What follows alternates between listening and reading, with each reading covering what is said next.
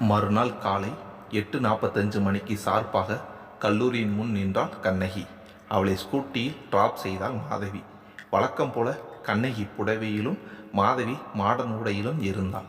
புடவையில் இருந்தமையால் கண்ணகியை கடந்து சென்ற மாணவர்கள் மரியாதையுடனும் மாடர்ன் உடையில் இருந்த காரணத்தால் மாதவியை சைட் அடித்து சிரித்தபடியே சென்றார்கள். அதை கண்ட மாதவிக்கும் சிரிப்பாக இருந்தது. கண்ணகியோ எதையும் காணாமல் கல்லூரியின் அழகை கண்டார். என்னாச்சு கண்ணகி, அப்படி ஆச்சரியமாக பார்க்குற என்றாள் மாதவி. இப்போ தான் இந்த காலேஜை முதல் முறையாக பார்க்குறேன். இதை கட்டி எப்படியும் 30 வருஷத்துக்கு மேலே ஆயிருக்கும். பரவாயில்ல, நல்லா தான் மெயின்டைன் பண்ணுறாங்க. காலேஜ் நல்லா தான் இருக்குது. இல்லை, அது நல்லா இருந்தால் உன்னை ஏன் தேடி வந்து கூப்பிடணும்? வில்லங்கமே உள்ளே தான் இருக்குது போல. வில்லங்கம்மா? ஆமாம், நான் தாளாளரை சொல்கிறேன் என்றால் சிரிப்புடன். சரி சரி, நீ கிளம்பு என்றாள் கண்ணகி. ஈவினிங் நீயே வந்துடுவியா? சரி, நானே வந்துடுறேன். ஏதாவது பிரச்சனைனா எனக்கு சொல்லு. வேண்டாம், என் பிரச்சனை என்னோட. நீ கிளம்பு, நேரமாகுது பாரு என சொல்ல மாதவியும் சரி சரி என தலையாட்டி விட்டு சென்றாள். அவள் சென்றதும் கல்லூரிக்குள் நுழைய வாட்ச்மேன் செக்யூரிட்டி தடுக்க, அவளோ வேலை விஷயமாக வந்ததாக கூற அவர்களும் லெஜரில் அவளிடம் கையெழுத்து வாங்கி கொண்டு உள்ளே அனுப்பினார்கள். அவளும் உள்ளே சென்றாள். கல்லூரி என்னவோ அழகாத்தான் இருந்தது. ஆனால் மாணவர்கள் மட்டும் ஒழுக்கமின்றி இருந்தார்கள். வகுப்புக்குள் செல்லாமல் ஆங்காங்கு அலைந்து கொண்டு ஒருவரை ஒருவர் ஓடிப்பிடித்து விளையாடிக்கொண்டு கதைகள் பேசிக்கொண்டு பார்க்கிங் இடத்திலும் கேன்டீனிலும் மாணவர்கள் மொய்த்தபடி இருக்க, சில மாணவர்கள் செல்போனில் மூழ்கியபடியே இருந்தார்கள். இவர்கள்தான் இப்படி என்றால் ஆசிரியர்கள் அதற்கு மேல். அவர்களும் கதைகளை பேசிக்கொண்டும் போனில் பேசிக்கொண்டும் சென்றார்கள். என்னடா, நம்மை கடந்து ஆசிரியர் செல்கிறாரே, அவருக்கு வணக்கம் வைப்போம் என்ற எண்ணம் ஒரு மாணவனிடம் கூட இல்லை. அதே போல ஆசிரியர்களும் எந்த மாணவனிடமும் மரியாதையை எதிர்பார்க்கவில்லை. அங்கு இருக்கும் மாணவர்களை வகுப்புக்கு கூட செல்ல சொல்லவில்லை. அந்த இடமே பூங்கா போல தெரிந்தது. எப்படி பூங்காவில் மக்கள் உல்லாசமாக தங்கள் பொழுதை கழிப்பார்களோ அதே போல இங்கு நடந்து கொண்டார்கள். அதை கண்டதும் ஏன் தான் வேண்டும் என உதயமூர்த்தி தேடி வந்து தன்னை அழைத்தார் என்பதை புரிந்து கொண்டார். அதற்குள் பெல் அடித்தது. சரி, பெல் அடித்ததற்காகவது மாணவர்கள் செல்வார்கள் என எதிர்பார்த்தார். சிலர் சென்றார்கள், சிலர் செல்லவில்லை. ஆசிரியர்களும் வகுப்புக்கு செல்லாமல் இருந்தார்கள். அவளுக்கு இதையெல்லாம் கண்டு வெறுப்பே வந்தது. நேராக தாளாளர் அறை நோக்கி வந்தாள். குறுக்கே வந்த பியூனிடம் தன்னை பற்றி சொல்லிவிட்டு வரவேற்பறையில் போடப்பட்டிருந்த இருக்கையில் அமர்ந்தாள்.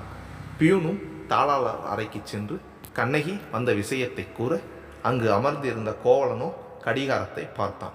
சார்பாக 9 மணி என காட்ட, ஓ, சரியான நேரத்துக்கு வந்திருக்காளே. வேலை மேலே அக்கறையா, இல்லை சம்பளம் மேலே ஆசையா? பார்க்கலாம். அப்படி என்னதான் இருக்கு இவள்கிட்டன்னு. தாத்தா இவளை பிரின்சிபல் ஆக்கி அழகு பார்க்கிறாரு என நினைத்தபடியே பியூனிடம் கண்ணகியை வரவழைக்க அனுமதி தர, பியூனும் அதை கண்ணகியிடம் சொல்ல, அவளும் எழுந்து தாளாளர் அறை முன் நின்று சிறியதாக கதவை திறந்து உள்ளே வரலாமா என கேட்க, அந்த கம்பீரமான குரலில் தடுமாறினான் கோவலன். எஸ், கமீன் என்றான் அதிகாரமாக. கண்ணகியும் உள்ளே நுழைந்தாள். கோவலனை அப்போதுதான் அவள் பார்த்தாளே. மாதவி சொன்னது போலவே இருந்தான். அவனும் அவளை ஏற இறங்க பார்த்தான். என்ன இது, சின்ன வயசா இருக்கா? இவளுக்கு என்ன அனுபவம் இருக்க போகுதுன்னு பிரின்சிபலா ஆக்கி இருக்காங்க. தாத்தாவுக்கு என்னாச்சு, மூளை குழம்பிடுச்சா? இவளை நம்பி இவ்வளோ பெரிய காலேஜை எப்படி தர்றது என யோசித்தபடியே அவளை வா என சைகை மூலம் அழைக்க அவளும் அவன் முன் சென்று நின்றான். உட்கார் என்பது போல் சைகை செய்ய அவளும் புருவத்தை உயர்த்தி, திமிரப்பாரு, பேச மாட்டானோ என நினைத்து கொண்டே இருக்கையில் அமர்ந்தாள். இருவருமே ஒருவரை ஒருவர் பரம விரோதிகளைப் போல் பார்த்து கொண்டார்கள். சில நொடிகள் கழித்து கோவலனை பேசினான். பேர் என்ன? கண்ணகி என்றான். அதை கேட்டு இலப்பமாக சிரித்தவன், கண்ணகின்னு பேர் வச்சவங்களெல்லாம் பத்தினியே கிடையாது என்றான் நக்கலாக. அதை கேட்ட அவளுக்கு ஒரு மாதிரி கோபமும் ஆவேசமும் வந்தது. ஆனால் அடுத்த நொடியே தனது கோபத்தை குறைத்து கொண்டு, கோவலனும் பேர் வச்சவங்க கூட கட்டிக்கிட்ட மனைவிக்கு உண்மையாக நடந்துக்க மாட்டாங்க, கடைசியில் திருட்டு பலியை ஏற்றுக்கிட்டு மரண தண்டனை அனுபவிப்பாங்க என சொல்ல அவனுக்கு ஆத்திரம் வந்தது. யாரை பார்த்து சொல்கிற? நான் பொதுவாக சொன்னேன். எப்படி நீங்கள் என் பேரை வச்சு பொதுவாக சொன்னீங்களோ அதுபோல் நீங்கள் சொன்னப்போ நான் கோவப்படலையே, நீங்கள் மட்டும் ஏன் கோவப்படுறீங்க? அப்போ நான் பொதுவாக சொன்னது உங்களுக்கு பொருந்துதா என்ன என கேட்க அவனுக்கு தலைக்கு மேல் கோபம் வந்தது. ஆனாலும் தாத்தா சொன்னது அப்போது நினைவில் வந்தது. இவள் மூலமாக தன்னை வீட்டை விட்டு விரட்டினால் என்ன செய்வது என்ற கலக்கத்தில் தன் கோபத்தை குறைத்து கொண்டவன் அவளிடம் சர்டிஃபிகேட்ஸ் இருக்கா என கேட்க, உங்களுக்கு மரியாதையா பேச தெரியாதா சார் என்றான். அந்த சார் என்பதை அழுத்தமாக உச்சரிக்க அதை புரிந்து கொண்ட கோவலனும் சர்டிஃபிகேட்ஸ் இருக்குங்களா மேடம் என்றான். அந்த மேடம் என்ற வார்த்தையை வெறுப்பாக உச்சரித்து வைத்தான். அவளும் மெல்லிய புன்னகையுடன் தன் சர்டிஃபிகேட் ஃபைலை அவனிடம் நீட்ட அதை வெடுக்கென பறித்தான். அவனின் கோபத்தை கண்டு கண்ணகி மனதில் சிரித்து கொண்டான். சர்டிஃபிகேட் வாங்கி பிரித்து பார்த்தான். நல்ல படிப்பு, நல்ல மதிப்பெண். ஏற்கனவே அவள் பள்ளியில் வேலை செய்ததற்கான சான்றிதழ் இருப்பதை கண்டு இலப்பமாக சிரித்தபடியே, ஓ ஸ்கூல் டீச்சரா என்றான் நக்கலாக. ஆமாம் சார், பள்ளிக்கு அடுத்துதானே காலேஜ், எடுத்த உடனே யாரும் காலேஜுக்கு போகிறதில்லையே என சொல்ல அவன் கடுப்பானான். உஷ்ணமாக பெருமூச்சு விட்டவன் அந்த ஃபைலை மூடிவிட்டு அவளிடம், இந்த வேலைக்கு எதுக்கு வந்தீங்க மேடம்? என்ன தகுதி இருக்குது உங்களுக்கு? அனுபவம் இல்லை, ஒன்றும் இல்லை. சாதாரண பள்ளிக்கூடத்தில் 8வது 9வது படிக்கிற பிள்ளைகளுக்கு பாடம் சொல்லி கொடுக்குற டீச்சருக்கு இங்கே பிரின்சிபல் வேலையா என்றான். நீங்கள் சரியாக தான் சொன்னீங்க சார், நான் சாதாரண டீச்சர் தான், எனக்கு அனுபவம் இல்லை தான். ஆனால் நான் வேலை பார்த்த பள்ளியில் ஒழுக்கத்தை கற்றுக் கொடுத்துருக்கேன். அந்த ஒழுக்க பாடத்துக்காகவே என்னை இங்கே வேலைக்கு கூப்பிட்டாங்க. ஒழுக்கமா? ஓ காட், இது காலேஜ், ஸ்கூல் கிடையாது. ஸ்கூல் பசங்களை கையாளுற மாதிரி இங்கே நடந்துக்க கூடாது. ஸ்கூலோ காலேஜோ படிக்கிறது மாணவர்கள் தானே, அவங்களுக்கு ஒழுக்கத்தை கற்றுக் கொடுக்க வேண்டியது என்னோட கடமை சார் என்றான். இந்த காலேஜில் எல்லாம் சரியாக தான் இருக்குது என்றான். அப்படி தெரியலையே சார், வாட் யூ மீன்? இந்த காலேஜில் ஒழுக்கம் இல்லைன்னு சொல்கிறேன் sir. You are wrong sir. நான் இப்போதானே பார்த்துட்டு வர்றேன். என்னத்தை பார்த்த நீ? என் காலேஜையே குறை சொல்கிறியா என கோபத்தில் அவளது ஃபைலை தூக்கி அவள் முன் எறிந்தான். தப்பு காலேஜ் மேலே இல்லை, அதை நிர்வாகம் செய்கிற உங்கள் மேலே தான். நீங்களே ஒழுக்கம் இல்லாமல் மரியாதை இல்லாமல் பேசுகிறீங்களே சார், உங்களை வச்சு சொல்லிடலாம் இந்த காலேஜோட நிலைமையை பற்றி என சொல்ல கோவலனுக்கு கோபத்தில் கண்கள் சிவந்தது. அதை கண்ட கண்ணகிக்கு, பாவம் மாதவி எப்படித்தான் இந்த கோபமான திமிர் பிடிச்சவங்கிட்ட வேலை பார்க்காராளோ என பாவம் பட்டாள். நீங்கள் என்ன அப்படி ஒழுக்கமின்மையை பார்த்தீங்கன்னு நானும் பார்க்கிறேன், எழுந்து வாங்க மேடம் என ஒவ்வொரு வார்த்தையும் கடித்து துப்ப அவளும் துணிச்சலாக எழுந்து நின்றாள். அவள் முன் வேகமாக நடந்து சென்றான். அவளோ அமைதியாக நடந்து வந்தாள். கோவலனோ அவசரமாக வெளியேறி நின்று பார்க்க அவளோ மெதுவாக நடந்து வந்து நின்றாள். இவ்வளோ நிதானமாக இருந்தால் எப்படி? இது நிதானம் இல்லை சார், பொறுமை. உங்களை போல அவசரமாக ஓடியா வர முடியும்? சரி பாருங்க மேடம், அப்படி என்ன ஒழுக்கமின்மையை கண்டுபிடிச்சிங்க என கேட்க அவளும் பார்த்தாள். அப்படியே தான் இருந்தது. பெல் அடித்து 10 நிமிஷம் ஆகியும் ஏன் மாணவர்கள் எல்லோரும் வகுப்புக்கு போகாமல் இங்கேயே இருக்காங்க? மாணவர்களுக்கு நான் சுதந்திரத்தை கொடுத்துருக்கேன், அவங்க விருப்பம் போல் நடந்துக்குவாங்க. அவங்களுக்கு வகுப்பு இல்லாமல் இருக்கலாம், அதனால் இப்படி இருக்காங்க. இதுக்கு பேர் சுதந்திரம் இல்லை சார். சுதந்திரங்கிறது ஒரு மாணவன் தன்னோட கருத்தை வெளிச்சொல்லணும், தயங்கக்கூடாது, அது சுதந்திரம். தான் செய்கிற ஒவ்வொரு செயலையும் யாருக்கும் பயப்படாமல் செய்யணும், அது சுதந்திரம். பேச்சு சுதந்திரம், தன் விருப்பத்தை சொல்லவும் செய்யவும் சுதந்திரம் இருக்கணும். இது கிடையாது. இதுக்கு பேர் சோம்பேறித்தனம், பொறுப்பில்லாத தன்மை, ஒழுக்கமின்மை. நிறுத்துறியா? வெளிநாட்டில் இப்படித்தான் இருப்பாங்க. ஆனால் கடைசியில் பரீட்சையில் நல்ல மார்க்கு எடுப்பாங்க. மாணவர்களை வகுப்பில் கட்டி வைக்கக்கூடாது, அவங்களுக்கு இடம் தரணும். அப்போ தான் நல்ல ரிசல்ட் காட்ட முடியும் மேடம் என்றான். சார், நீங்கள் சொல்கிறது சரிதான், ஆனால் இது ஒன்றும் வெளிநாடு கிடையாது, இது நம்ம நாடு. இங்கே சில கட்டுப்பாடுகள் இருக்குது, பழக்க வழக்கங்கள் இருக்குது. அதை மீறி நடந்தால் அதை ஒழுக்கமின்மைன்னு தான் சொல்லுவாங்க என சொல்ல அவனோ அவளை பார்த்து முறைக்க, ஓ என்னை ஏன் முறைக்கிறீங்க? எனக்கு முன்னாடியே பல வருஷங்கள் முன்னால் திருவள்ளுவர் திருக்குறளில் எழுதியிருக்காரு, நீங்கள் படித்ததில்ல? வாட், திருக்குறளா? அப்படின்னா ஓ சுத்தம். அப்போ உங்களுக்கு திருக்குறள் வகுப்பு எடுக்கணும் போல இருக்கே. பரவாயில்ல சார், என் வேலைக்கு நடுவில் கிடைக்கிற ஓய்வு நேரத்தில் உங்களுக்கு நான் பாடம் எடுக்கிறேன் என்றார். நிப்பாட்டு, எனக்கு நீ பாடம் எடுக்க வேணாம், எனக்கு எல்லாம் தெரியும். ஆனால் திருக்குறள் பற்றி தெரியாதுன்னு சொன்னீங்களே, இதுவா இப்போ முக்கியம்? ஆமாம், வாழ்க்கைக்கு தேவையான எல்லா விஷயங்களையும் திருக்குறளில் எழுதியிருக்காங்க. யார் ஒருவன் திருக்குறள் வழி நடக்கிறானோ அவனுக்கு இந்த உலகமே தலைவணங்கும் சார். உன்னோட வேதாந்தத்தை நிப்பாட்டிட்டு வந்த வேலையை பாரு. நானும் அதைத்தான் சார் பார்க்குறேன். அங்கே பாருங்கள், பிரேக் டைமில் தான் கேன்டீன் வேலை செய்யணும், ஆனால் இப்போவே வேலை செய்யுது. மாணவர்கள் கேன்டீன்லேயே இருந்தால் எப்போ வகுப்புக்கு போவாங்க, எப்போ படிப்பாங்க? அவங்களுக்கு பசிச்சிருக்கும் வந்திருப்பாங்க. யாரும் சாப்பிட்ற மாதிரியே தெரியலையே, கதை பேசுகிறாங்களே, சாப்பிட்டது சரிக்க கதை பேசுகிறாங்க போதுமா? இது ஒரு வேலையா சார்? எல்லாருமே சின்ன பசங்க, இந்த வயசில் கள்ள தின்னா கூட செரிச்சிடும்னு சொல்லுவாங்களே என்றாள் கண்ணகி. போதும். ஓ அப்படியா, சரி அங்கே பாருங்க சார், பார்க்கிங் ஏரியாவில் ஏன் இன்னும் மாணவர்கள் இருக்காங்க என கேட்க அவனோ பார்த்தான், கடுப்பானான். சரி இந்த பக்கம் பாருங்க, மாணவர்களுக்கு தானே நீங்கள் சுதந்திரம் தந்தீங்க, ஆசிரியர்கள் எதுக்காக ஜாலியாக சுற்றிக்கிட்டு இருக்காங்க, அவங்க வகுப்புக்கு போகலையா என கேட்க அதற்கும் அவனிடம் பதில் இல்லை. இது என்ன காலேஜா இல்லை பார்க்கா, ரெண்டுத்துக்கும் வித்தியாசமே தெரில சார். ஓ ஸ்டாப் இட் என கத்த அதே நேரம் உதயமூர்த்தி வந்தார். என்னாச்சு, எதுக்கு இந்த கோபம் என கேட்க அவனும் நான் கம்பெனிக்கு போகணும், நேரமாகுது, இவங்களை நீங்களே பார்த்துக்கோங்க, நான் கிளம்புறேன் என சொல்ல அவர் சரி என்றார். இவள் தடுத்தார்.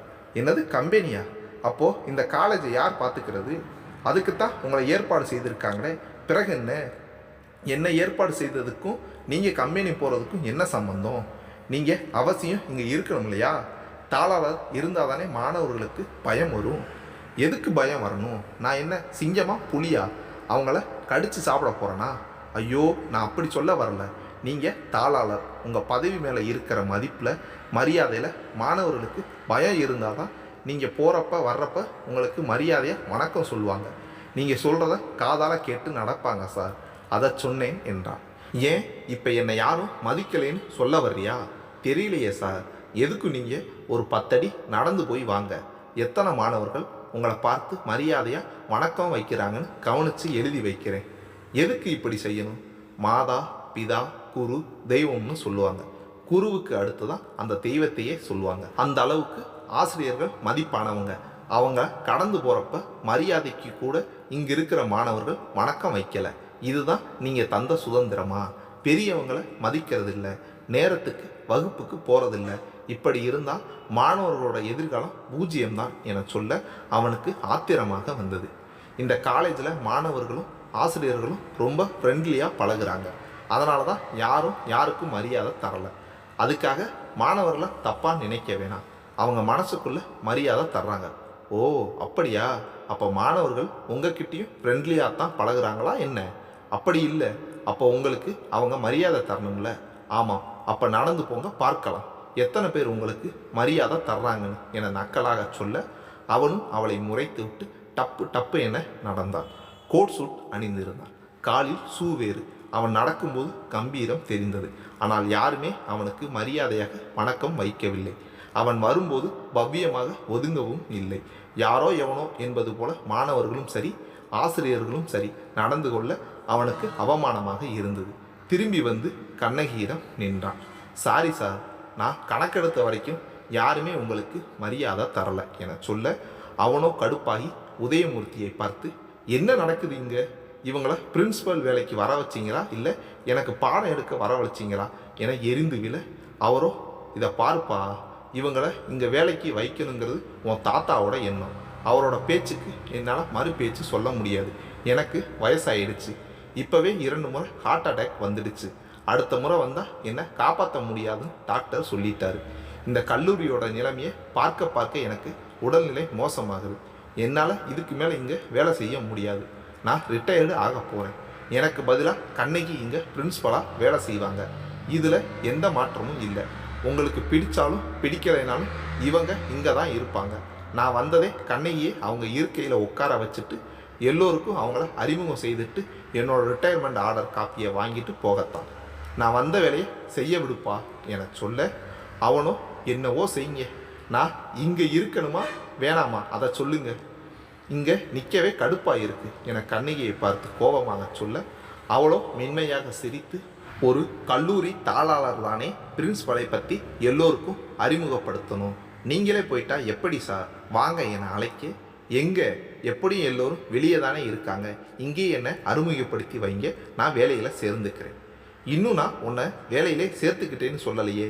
ஓ ஆமால, சரி சொல்லுங்க சார், உங்களுக்கு வேற ஆப்ஷன் இல்லைன்னு நினைக்கிறேன் என சொல்ல அவனோ கடுப்பாகி உதயமூர்த்தியிடம் எல்லோரையும் ஆடிட்டோரியத்தில் அசம்பிள் ஆக சொல்லுங்க என கட்டளையிட்டு விட்டு அவன் உள்ளே அவனது அறைக்கு செல்ல அதை கண்ட கண்ணகியோ உதயமூர்த்தியிடம், சார் தப்பாக நினைக்காதீங்க, மாற்ற வேண்டியது காலேஜை இல்லை தாளாளர் என்றான். தெரியுமா, நீ ரெண்டத்தையும் மாற்றிடு. இது வேறையா? ஏன் சார் இப்படி என்ன இவர்கிட்ட மாட்டி விடுறீங்க? என்ன செய்யறதுமா? அவனோட அப்பா அம்மா ஒரு கார் விபத்தில் இறந்துட்டாங்க. அப்போ இருந்து அவன் முரட்டுத்தனமாக நடந்துக்கிறான். அவனோட தாத்தாவுக்கும் உடம்பு சரியில்லை, சுகர் அதிகமாயிடுச்சு. அவர் தான் தாளாளராக இருந்தார். இப்போ இவன் இருக்கான். கண்ணகி, நான் ஒன்று சொல்கிறேன், நீ மறுக்கக்கூடாது. என்னது சார்? இவனையும் இந்த கல்லூரியும் உன் பொறுப்பில் ஒப்படைக்கிறேன். இரண்டையும் திருத்தி நல்வழிப்படுத்துறது உன்னோட கடமை. செய்வியாமா? கண்டிப்பாக சார் செய்கிறேன் என அவள் சொல்ல, அவரோ சரி, நான் போய் எல்லோரையும் ஆடிட்டோரியத்தில் அசம்பல் ஆக்கிட்டு வந்து உன்னை கூப்பிடுறேன் என்றான். அது வரைக்கும் நான் எங்கே இருக்கிறது? நீ பிரின்சிபல் அறையில் உட்காருமா. இல்லை சார், இன்னும் நான் வேலைக்கு சேர்ந்ததுக்கு அப்பாயின்மெண்ட் ஆர்டர் தரல. அது வரைக்கும் நான் உங்களுக்கு உதவி செய்கிறேனே. சொல்லுங்கள் சார், என்ன செய்யணும்? அப்போது நீ ஆடிட்டோரியத்துக்கு போய் பாருமா, அது எந்த நிலைமையில் இருக்கோ என சொல்லிவிட்டு செல்ல கண்ணகிக்கு சிரிப்பாக இருந்தது. சரியா போச்சு, என்னை ஒரு வேலைக்குன்னு கூப்பிட்டுட்டு இப்போ பல வேலைகளை தர்றாங்களே, சரி செய்வோம் என நினைத்து கொண்டே ஆடிட்டோரியத்துக்கான வழியை கேட்டுக்கொண்டே அவ்விடம் சென்றான். பெரிய அளவு கட்டப்பட்ட ஒரு கட்டிடம். 1000 மாணவர்கள் கூட அமரும் வகையில் வடிவமைக்கப்பட்டிருந்தது அந்த ஆடிட்டோரியம். பல நாட்களாக அந்த இடம் சும்மாவே இருந்திருக்கும் போல. ஆங்காங்கு ஒட்டடைகளும் தூசியும் தும்புமாக அந்த இடமே சுத்தமின்றி இருக்க, அவள் சற்றும் யோசிக்காமல் அங்கிருந்த ஒட்டடை கும்பால் ஒட்டடை அடித்து சுத்தம் செய்யலானாள். அவள் அப்படி செய்யும் போதே மாணவர்களும் ஆசிரியர்களும் வரத் தொடங்கினார்கள். அவள் வருபவர்களை பார்த்தும் தன் வேலையை செய்து கொண்டிருக்க, வந்தவர்கள் அவளை இலப்பமாக பார்த்துவிட்டு இருக்கையில் அமர்ந்தார்கள். கடைசியாக வந்த உதயமூர்த்தியும் கோவலனும் கண்ணகியின் செயலை கண்டு அதிர்ந்தார்கள். உதயமூர்த்தி அவசர அவசரமாக கண்ணகியை தேடிச் செல்ல, கோவலன் அப்போதுதான் அந்த ஆடிட்டோரியத்தில் மோசமான நிலைமையை கண்டு நொந்து போனான். அதற்குள் உதயமூர்த்தி கையோடு கண்ணகியை அழைத்து கொண்டு மேடையில் ஏறினார். மாணவர்கள் சலசலவென பேசிக்கொண்டு இருக்க, ஆசிரியர்கள் அவர்களை கட்டுப்படுத்தாமல் அவர்களும் கதைகளை பேசிக்கொண்டு செல்போனில் விளையாடி கொண்டு இருந்தார்கள். அதை கண்டு கோவலனுக்கு வெறுப்பே வந்தது. அவன் அழுத்து கொள்ள, பியூனோ மைக்கு எங்குள்ளது என தேடி அலைந்து திரிந்து வெறும் கையுடன் வந்து நின்றான். உதயமூர்த்தியோ எங்கேயா மைக்கு என கேட்க, சார் காணல சார் என சொல்ல, அவரோ நொந்து போனார். இவ்வளோ பேருக்கு கேட்குற மாதிரி எப்படி பேசுறது? மைக் காணாமல் போயிருக்கு, அதை கூட யாரும் கவனிக்க மாட்டீங்களா என பியூனிடம் எரிந்து விழுந்தான் கோவலன். அதற்கு கண்ணகியோ, தலைமை நிர்வாகம் சரியாக இருந்தாதானே கீழே வேலை செய்கிறவங்க சரியாக இருப்பாங்க என நக்கலாக சொல்ல, அவனும் அவளை முறைக்க, இல்லை சார், ஒருவேளை மாணவர்கள் யாராவது சுதந்திரமாக மைக்கை எடுத்து வச்சுக்கிட்டாங்களோ என்னவோ என சொல்ல, அவனும் சரி மைக்கு வரட்டும் அப்புறம் பார்த்துக்கலாம் என்றான். எனக்கு மைக்கெல்லாம் வேணாம் சார், நான் பேசுகிறேன் என்றான். எப்படி முடியும்? இது எவ்வளோ பெரிய கட்டிடம் தெரியுமா? கடைசி வரிசையில் இருக்கிற மாணவனுக்கும் கேட்குற மாதிரி பேசணும்னா தொண்டை கிழிஞ்சிடும். என் தொண்டை தானே கிழியும். நீங்கள் ஏன் எனக்காக அக்கறைப்படுறீங்க சார்? எனக்கு ஒன்றும் உன் மேலே அக்கறை இல்லை, நிலைமையை எடுத்து சொன்னேன் அவ்வளோதான் என சொல்ல, அவளோ மென்மையாக சிரித்துவிட்டு மாணவர்களை பார்த்தாள். ஒரே கூச்சல் சத்தம். அதை கண்ட உதயமூர்த்தி, அமைதி அமைதி, சைலண்ட், அட பேசாமல் இருங்க, யார் வந்திருக்காங்கன்னு பாருங்க. அமைதிங்கிறல, ஹலோ தம்பி உட்கார், ஏன் நிற்கிற? அங்கே என்ன கதை? எதுக்கு இந்த சிரிப்பு? அமைதியாக இருங்க. ஆசிரியர்கள் என்னதான் செய்கிறீங்க? மாணவர்களை கட்டுக்குள்ளே கொண்டு வாங்க என கட்டளையிட, அது யார் காதிற்கும் சென்று சேரவில்லை. உதயமூர்த்தி நொந்து போய் அங்கு போடப்பட்டிருந்த இருக்கையில் அமர்ந்தார். கோவலனும் கண்ணகியை பார்த்து இலப்பமாக சிரித்துவிட்டு, உன்னால் ஒன்றும் செய்ய முடியாது, முதல் நாளே மொக்க வாங்க போகிற பாரு என சொல்லிவிட்டு அவனும் ஒரு இருக்கையில் அமர்ந்தான். அவளோ அவன் சொன்னதை கேட்டு சிரித்துவிட்டு மாணவர்களை பார்த்து பாடினார் தமிழ் தாய் வாழ்த்தை. நீராறும் கடலுடுத்த நிலமடந்தை கெளிலுழுகும் சீராறும் மதனமென திகழ்பரத கண்டமெதில் தெக்கனமும் அதிர்ச்சிறந்த திராவிடர் நல் திருநாடும் தக்க சிறு பிறை நுதலும் தரித்தனரு திலகமுமே அத்திலக வாசனை போல் அனைத்துலகம் இன்பமுற எத்திசையும் புகழ் மணக்க இருந்த பெரும் தமிழினங்கே தமிழினங்கே உன் சீரிழமை திறம் வியந்து செயல் மறந்து வாழ்த்துதமே வாழ்த்துதமே வாழ்த்துதமே என சத்தமாக பாடிக்கொண்டே வர மாணவர்களிடம் இருந்த சத்தம் குறைந்தது. அந்த பாடலை கேட்டதும் மாணவர்கள் ஒருவர் பின் ஒருவராக எழுந்து நின்றார்கள். ஆசிரியர்களும் எழுந்து நிற்க உதயமூர்த்தியும் எழுந்தார். அனைவரும் எழுந்ததும் கோவலனுக்கு புரியவில்லை. தானாக எழுந்து நின்று கொண்டான். எது எப்படியோ அவள் தமிழ்தாய் வாழ்த்து பாடி முடித்ததும் அந்த இடமே அமைதியானது. அனைவருமே அமைதியாக நின்றார்கள். அந்த அமைதியை ரசித்தான் கோவலன். கண்ணகியோ மாணவர்களை பார்த்துவிட்டு தாளாளரை பார்த்து வாங்க என்றான். உடனே அவன் புரிந்து கொண்டு கண்ணகி பக்கம் நின்று மாணவர்களை பார்த்து, இவங்க பேரு கண்ணகி, இனிமேல் இந்த காலேஜுக்கு இவங்க தான் பிரின்சிபல், பழைய பிரின்சிபல் ரிட்டையர் ஆயிட்டாரு என தகவல் சொல்ல, அதை கேட்டு மாணவர்களும் சரி ஆசிரியர்களும் சரி சலசலவன பேசிக்கொள்ள, கண்ணகி கோவலனிடம் இனிமேல் நான் பார்த்துக்கிறேன் சார், நீங்கள் போய் உட்காருங்க என சொல்ல, அவனோ இவள் என்ன செய்வாள் என தெரிந்து கொள்ளும் ஆர்வத்துடன் அமர்ந்தான். கண்ணகியோ அமைதி என்றால் சத்தமாக. அந்த சத்தத்துக்கு மைக்கு கூட தேவையில்லை என நினைத்தான் கோவலன். கடைசி வரிசையில் இருந்த மாணவன் கூட அந்த அமைதி என்ற வார்த்தைக்கு கட்டுப்பட்டு அமைதியானான். நான் சொல்கிறத திருப்பி சொல்லுங்க என அதட்ட மாணவர்கள் விழித்தார்கள். ஓதாமல் ஒரு நாளும் இருக்க வேண்டாம் என்றாள். அதை கேட்டு அனைவரும் அமைதியாக நிற்க, அவள் மறுபடியும் சத்தமாக ஓதாமல் ஒரு நாளும் இருக்க வேண்டாம் என்றாள். அதை கேட்டு மாணவர்கள் சிலர் திருப்பி சொன்னார்கள். அடுத்த வரியை அவள் சொன்னாள். ஒருவரையும் பொல்லாங்கு சொல்ல வேண்டாம் என்றாள். அதை கேட்டு இன்னும் சில மாணவர்கள் திருப்பி சொன்னார்கள். அப்படியே அடுத்தடுத்த வரியை அவள் சொல்ல சொல்ல அனைத்து மாணவர்களும் திருப்பி சொல்லாதானார்கள். மாதாவை ஒரு நாளும் மறக்க வேண்டாம், வஞ்சனைகள் செய்வோரோடு இணங்க வேண்டாம், போகாத இடத்தினிலே போக வேண்டாம், போகவிட்டு புறஞ்சொல்லி திரிய வேண்டாம், வாகாரும் குறவருடை வள்ளி பங்கன் மயிலேறும் பெருமாளை வாழ்த்தாய் நெஞ்சே என சொல்லி முடிக்க மாணவர்களும் சொல்லி முடித்தார்கள்.